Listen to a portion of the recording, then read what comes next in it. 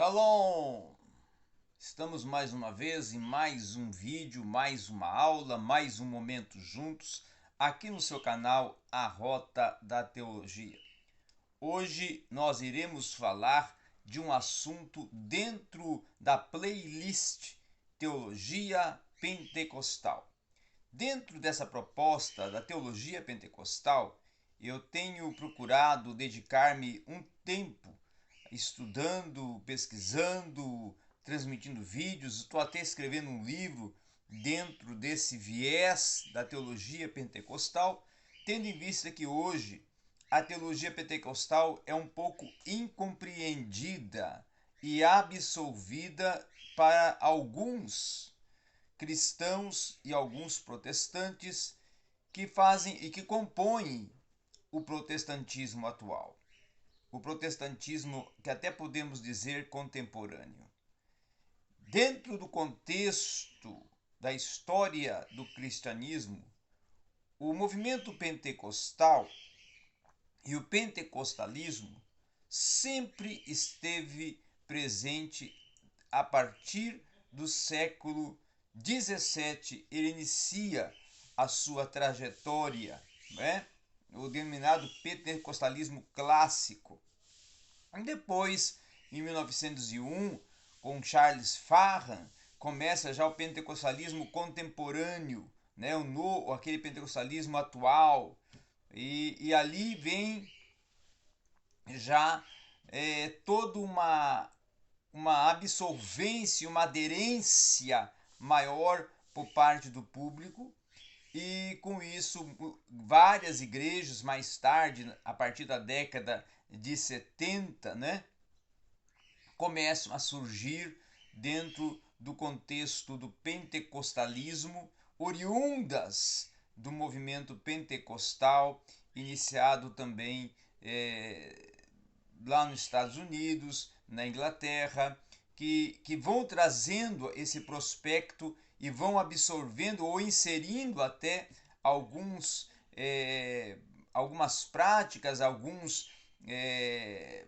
vamos assim, alguns espectros, alguns proponentes novos para poder virem a estar, quem sabe, renovando e reampliando e redimensionando e adaptando às realidades culturais das igrejas pentecostais, onde o movimento pentecostal está tomando a sua proporção de crescimento e está sendo inserido, né? Mas quando nós vamos tratar de movimento pentecostal, e hoje eu quero nesse vídeo fazer uma introdução geral, trazer aqui uma concepção geral, né, um mapeamento geral do movimento pentecostal, nós podemos dizer que o movimento pentecostal ele abrange eclesiasticamente um corpo de pessoas, de cristãos, que muitas das vezes não é compreendido a forma como eles se expressam, se manifestam, mas o sentimento pentecostal em geral, ele tem a proposta de estar imergido totalmente e absorvido totalmente pelo intervir e o agir e o mover da ação pneumatológica, né? Da ação do Espírito Santo. Teologicamente, todos aqueles que são participantes, que são aderentes ao movimento pentecostal, eles se reúnem em derredor de uma ênfase única, que é realmente a busca pelos dons espirituais e a plenitude do Espírito. O pentecostal normalmente não quer distinguir-se, não, ele não quer ser exclusivo, mas ele não quer tomar para si uma posição exclusivista, mas ele prioriza como a sua doutrina cerne a doutrina do Espírito Santo, a pneumatologia, né? E mesmo assim o pentecostal, muitas das vezes, eles acham em sua razão, acham em sua proponência, acham que a fé na sua obra sobrenatural ela deve ser pautada através da experiência com o Espírito Santo, porque vai ser o Espírito Santo que através da palavra irá promover a fé, ampliar a fé, redimensionar a fé e causar a experiência sobrenatural. Então, qual é esta obra? Esta obra que impulsiona o movimento pentecostal. Ela parte a princípio de Atos 2, né? Atos 2 é o grande texto, vamos dizer, central, direcionador, fundamentador do movimento pentecostal. O pentecostalismo em si, ele deseja, num aspecto, num resumo, num entendimento, causar e propor uma ênfase na glosolalia, no falar em línguas, né? E com isso, o exercício, claro, dos dons espirituais em particular. Mas o que é naturalmente e muitas das vezes divergente são as diferenças teológicas dentro do movimento pentecostal. Mas as diferenças teológicas dentro do movimento pentecostal, elas são oriundas ou até causar de uma vivência única e exclusiva da ação do Espírito Santo dentro de um contexto de batismo, dons espirituais, não é? Produção da perfeição ou santidade e uma vida de reavivamento constante. Então, essa que seria as diferenças mais vamos assim, proeminentes, mais destacadas, né? O pentecostal ele sente uma ausência de poder na igreja cristã contemporânea. Por quê? Porque muitas das vezes ele vê uma sensação oposta a Atos dos Apóstolos, porque ele busca e ele não no aspecto saudosista, mas no aspecto relevante e atual, ele busca uma ênfase completa, total, né, focando, direcionamento total, amplo, de estar no âmbito da igreja primitiva, a igreja de Atos dos Apóstolos. Tá? Ele prioriza o batismo no Espírito Santo, a busca pelo batismo, a busca e a prática e a efetivação dos dons espirituais no seio da igreja. Então a igreja pentecostal, ela vai ser realmente aquela igreja que tem essa proposta, ou que tem essa perspectiva litúrgica de ser uma igreja que priorize a manifestação do poder do Espírito Santo. Tá? Os pentecostais eles podem indicar até uma razão do alcance mundial do seu movimento dentro de um meio século, né? Porque dentro, vamos dizer assim, de uns 50 a 70 anos para cá, o pentecostalismo tem sido o movimento que mais cresce em todos os países a nível mundial, né? E principalmente aqui na América Latina, ele tem sido um expoente. Então, qual que seria a força dos pentecostais, né? Nós podemos dizer que a força dos pentecostais é justamente o empreendimento em missões, o empreendimento no evangelismo, o empreendimento nessa proposta de Atos 2 de que a capacitação com o poder do Espírito para evangelizar, para priorizar a cura divina, para priorizar a mensagem acompanhada de sinais. E isso vai causando, como causou em Atos, uma aderência, do público, das pessoas em gerais, que vão sendo convertidas, vão sendo alcançadas, e automaticamente o crescimento vai se tornando uma realidade. Muitas das vezes os pentecostais vão também ver que a razão para esse crescimento não é só a capacidade, não é só a cultura do missionário, mas principalmente o empreender dos métodos de Atos dos Apóstolos.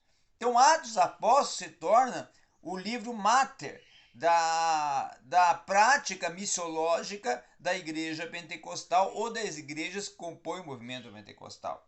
Então, se nós formos analisar essa proposta da busca por dons espirituais dentro do contexto do pentecostalismo, ela é uma tônica e é uma tônica presente. Eles foram conhecidos nos seus primórdios, os seguidores do movimento pentecostal, primeiro por aqueles que praticavam ou que tinham se inserido ou tinham, vamos assim, reclamado, reivindicado para si, não é, o título fé apostólica, os seguidores da fé apostólica. E outro, também mais tarde, chuva seródia, o movimento das chuvas seródias. Então o pentecostalismo faz um diagnóstico do passado e ele procura reformar o presente. Tá? Ele olha para o futuro dentro de um aspecto de fervor especial, especialmente perto de um coração pentecostal, de princípios, de símbolos, com a sua autoconsciência, a sua convicção de que o movimento a qual pertence está debaixo das chuvas seródias referidas pelos profetas, e assim como a igreja apostólica representava chuvas temporãs, trazendo as primícias, os pentecostais vão acreditar e defender que o seu movimento é as chuvas seródias ordenadas por Deus para trazer a plenitude da grande colheita à fase imediatamente anterior ao segundo advento. Então, os pentecostais vão acreditar que o movimento deles, o movimento pentecostal, é realmente a última chuva, a chuva seródia. Né? É o derramamento do Espírito Santo nas chuvas seródias. É o grande movimento final, poderoso de Deus para fornecer um testemunho forte, impactante diante da igreja do mundo antes da última vinda ou antes da primeira fase da vinda do Senhor, o arrebatamento da igreja.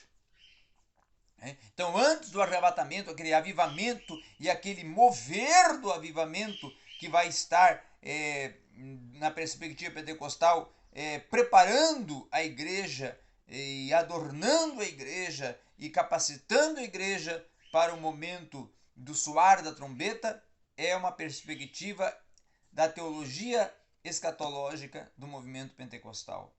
É uma delas, porque o pentecostal vai seguir em base não o dispensacionalismo histórico, mas vai ter uma perspectiva, vamos dizer assim, pré-tribulacionista, pré-milenista, e vai ter um aspecto dispensacionalista ao redor dessa proposta pré-tribulacionista e pré-milenista.